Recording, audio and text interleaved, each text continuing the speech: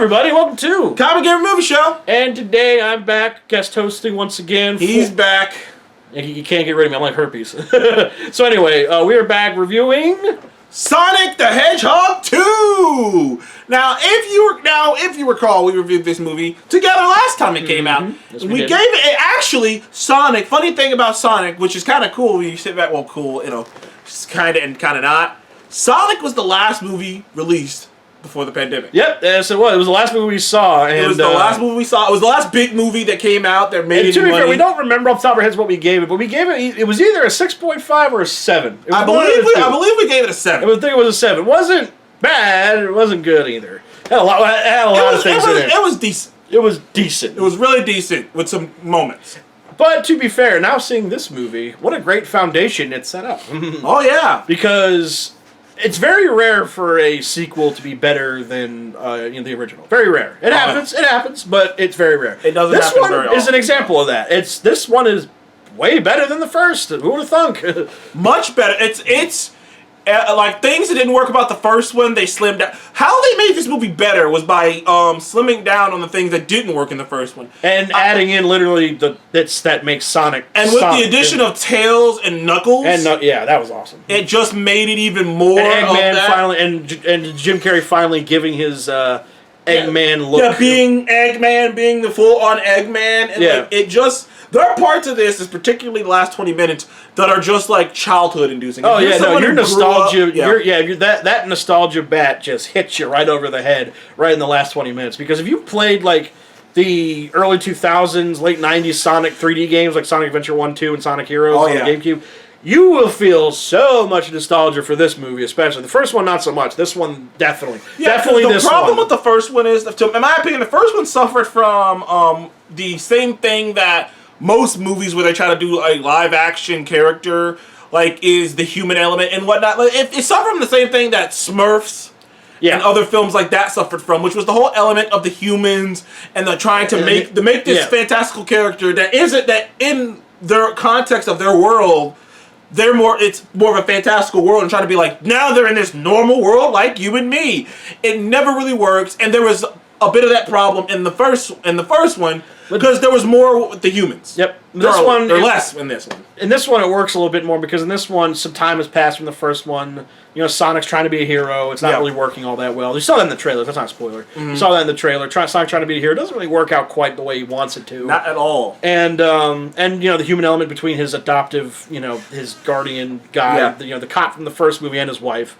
And this movie from start to finish, except for like one part, which we'll get to, you couldn't take your eyes off it. It was very entertaining. Sometimes the jokes didn't land. Very entertaining, but the thing is, they throw so many jokes at you. I was telling Seth this. Jim Carrey's character, Dr. Robotnik, aka Eggman, he is a unique touch because he could be the most annoying character on the scene, but he can also be funny.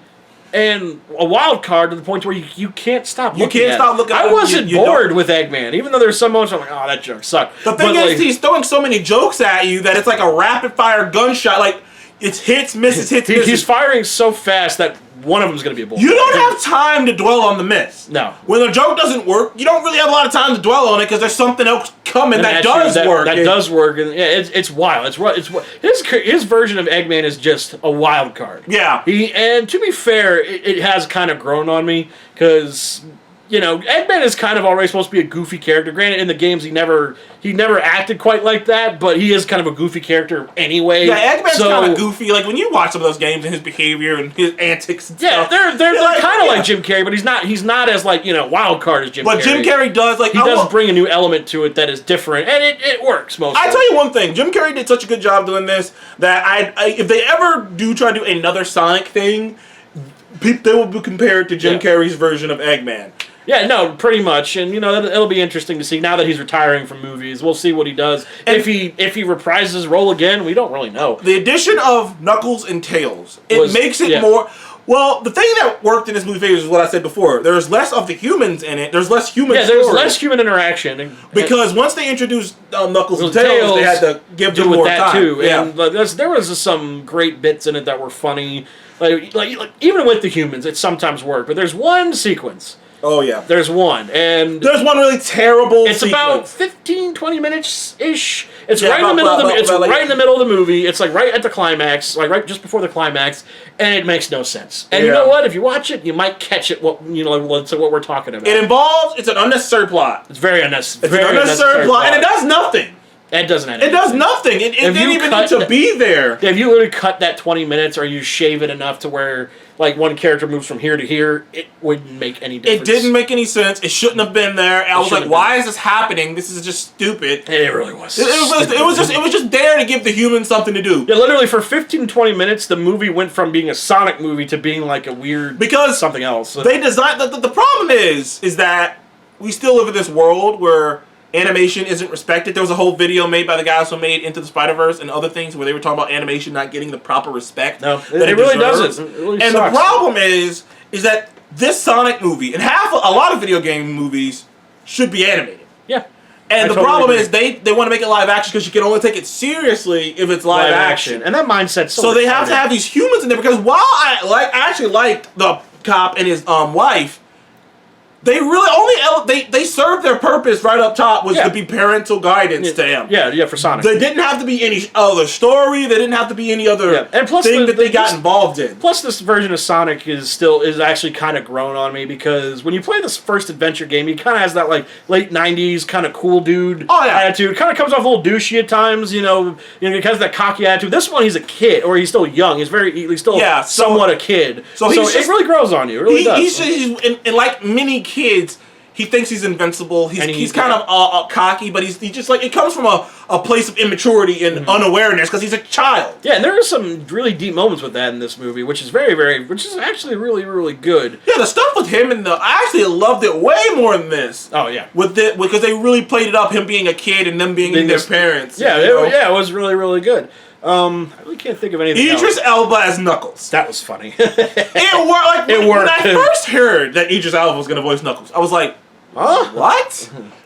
He works. It works. He gives it this charm. You got like this kind of dumb charm. Plus, you kind of get the feeling that he kind of like Pro Thor, like Thor in the first Thor, where he didn't understand things, but he had this charm to him. Pretty much, yeah. It's kind of like that, and plus, like I feel like it looks like anyway. He kind of like reviewed Knuckles' character a little bit, and he kind of brought that to it because Knuckles is kind of a dimwit. He's angry. He's an angry he tends dimwit. To anger quickly, and he's a very angry dimwit, and he brings that perfectly. Yeah, like Knuckles doesn't understand certain things. Yeah. He always he's very like over the top, and there's a little bit of Drax to him. The only negatives about the movie I have, and by the way, it captured Tails as well. Oh, Tails was perfect. They got a voice actor from the games and the animated show to voice Tails, which was perfect. So which was kind of weird because they got Idris Elba and I can't remember what's his name who voices Sonic. I know the guy who voices Sonic, but I can't remember his name off the top of my head. So they got these actors to voice them, but then they got this, which is fine, but like. I think that it worked pretty well. But like I said, the negatives in this movie are mostly minutes, except like I said, that 20-minute bit was retarded. That was absolutely stupid. And they do change. This is for you people, the lore people. They do change a few things, and you'll notice them. You will notice them if you're like really into the Sonic verse. You'll notice some of the changes. The negatives. Most of them are pretty tame. So the jokes that don't work, sometimes they really don't work, and they hit you like a brick. There's a character in here who, while I don't mind him, he was kind of annoying whenever he would show up. I think I know what you're talking about. Yeah, he was kind of annoying whenever he would show up. Yeah. We're trying not to give away spoilers, so we're not giving names away. We don't want to. We do want you to see it. Please go see it. Go see it. If you're a Sonic fan, especially if you're a Sonic fan, you're gonna love it. That said, they do change some of the lore. A lot of the jokes don't hit. Some of them do. Some of them don't. It's very hit and miss. There is also a sequence in this movie that comes out of nowhere. That's a left field sequence. Very left field. That we didn't mind it so much. But I can understand someone else being turned off by it. It was very jarring, and it was very just like, what the fuck is happening? Yeah, it was. But the thing is, it was so entertaining. You kind of just sat there and went, "This is actually kind of fun," in its own weird way. There is a post-credit scene, and if you kind of know where it's going, you know what it is. I knew what it was. I knew immediately. I was like, I know that it's going to be this. I'm not going to say what it is, but it's going to be this. But don't get me wrong. the hype is real for it, because now I'm actually excited for the third one, which is weird, because I didn't like the first one all that much. I was skeptical about this one. Turned out I loved it. Now I want to see the third one. Yeah. I wish I went to go see this instead of Morbius, but I went to see Morbius by myself while you got to see this. And this bastard bitched the whole time we were going to go see it. I was skeptical. But you know what? That's the best part about this movie, is that your bar is somewhat low enough to where, like, it went up. Like I said, the score got much better from the first one. I have to give it that. But so anyway, I give it a solid 8. It would be an 8.5, but that 20-minute bit was just so stupid. I give Sonic 2 an 8 out of 10. It's a big improvement over the first one. Huge improvement. Some of the problems still are there. But they're so negligible. But by making the human element of it smaller, with only Jim Carrey, who's a living cartoon character anyway. So like Jim Carrey is more over the top than the actual animated characters. Yeah, he kind of is.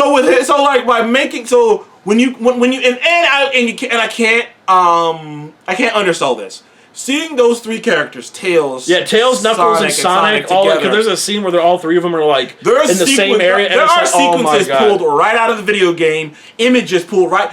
Tails flying the plane with the goggles. Like there are images just pulled out of the video game a vibe. And there is something that happens in the end. Knuckles still has his glide, which I thought was really cool. And there is something that happens in the end that'll make you go, oh shit, if you're a huge Sonic fan. If you're a Sonic fan. So if you're a Sonic fan, and you're going to get some enjoyment out of this. Like, you will. There's just no doubt. You're going to get some enjoyment out of this. And so I think that's really about it. Like I said, we can't say anything more without spoiling it. And to be honest, I don't think... are you going to spoil it? Or like, are you going to spoil it? Probably not. Probably not. Because like I said, go see it. Go see it. We want you to see it. Go see Sonic 2. Go see it, because there's a lot of fun to be had with this, especially with kids. I mean, if you got kids, little nieces and nephews, I think it's going to be a lot of fun. It's one of those movies where if you're an adult and you've played the Sonic games, you're going to get a lot out of it. You're going to get a lot out of it. You're going to get a lot out of it too, because they're funny and it's a great family movie. It really is. Because the first one was a little off because it didn't feel like it was weird. Like the first one was very off. This one, though, like I said, huge improvement. That's really about all we have to say. It's the second best video game movie of all time. Yeah, it is because man, what an improvement! And I know what you're thinking. What's the first? Detective Pikachu. Yeah, we're gonna die. Fuck all you. Detective Pikachu is awesome. We're gonna die on that hill. Fuckers. Should have supported it. Should have a sequel right now. But I digress. Wrap it up. Are you done with your rant? Anyway, we're gonna die on that hill. So I will. I'll die on that Detective Pikachu hill. Detective Pikachu was a good movie. Though I did enjoy the fuck out of this movie. 8 out of 10. 8 out of 10 for me too as well. Detective Pikachu's the better. But anyways, wrap it up. Oh God. Anyway, guys. So anyway, please go out and see Sonic the Hedgehog 2. It really is good if you're a Sonic fan. So anyway, thank you for joining us on Comic Game Movie Show. Please remember, like, comment, and subscribe if you want to see more of us in the future. And we shall see you on the next one. Goodbye. Gotta go fast.